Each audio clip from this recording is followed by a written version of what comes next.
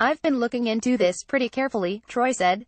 The truth is that FEMA, if you look at this in retrospect, we may find that FEMA did a more Herculean task, in some ways, in Maria, in terms of the distance they had to travel, the amount of logistics they had to bring, and the propping up of the local response effort. So I think in time we may actually praise FEMA to some degree because they had to do more here than in the Harvey situation. Troy, who served in the White House under President George W. Bush, is an expert on the history of presidential responses to disasters. He is the author of Shall We Wake the President? 2 Centuries of Disaster Management from the Oval Office, and wrote an op-ed in late August in which he praised President Donald Trump's response to Hurricane Harvey in Texas and Louisiana. Mr. Trump's handling of the hurricane response thus far is to be commended, he wrote, adding, prophetically, given the storms that followed, this is no time for complacency. With Hurricane Maria, Troy noted, FEMA faced additional hurdles.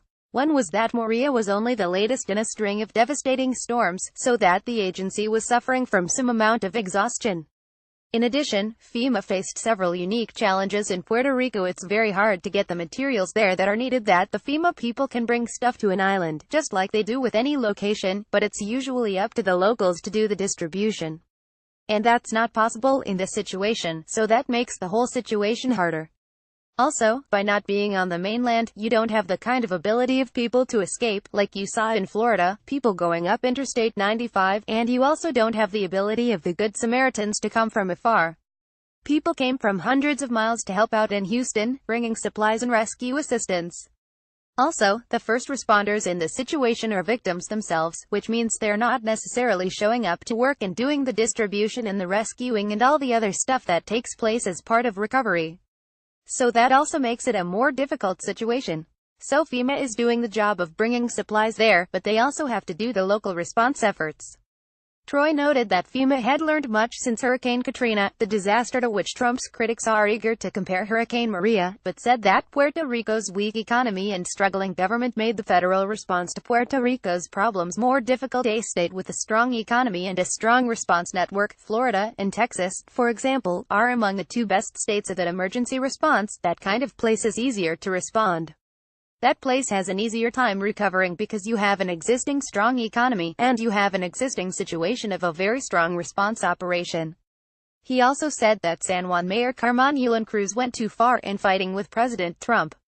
It's a general rule in emergency response that the locals should not be talking trash about the federal government, because the federal government is bringing assistance and help.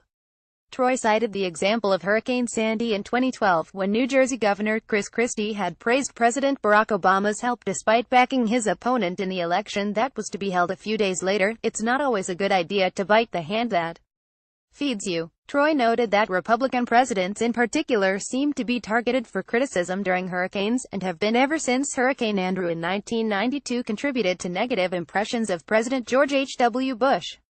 Breitbart News' Curt Schilling, who was recently in Puerto Rico for his Operation Bullpen relief effort, spoke to Breitbart News Daily on Monday morning and warned that the situation in Puerto Rico was dire. We are within a week of something extreme, he said, adding that the situation was deteriorating rapidly and might fall off a cliff down there. He also said the southeast part of the island is gone. It's disappeared, and the people with it. Joel B. Pollack is senior editor-at-large at Breitbart News. He was named one of the most influential people in news media in 2016. He is the co-author of How Trump Won: The Inside Story of a Revolution, is available from Regnery. Follow him on Twitter at @JoelPollack.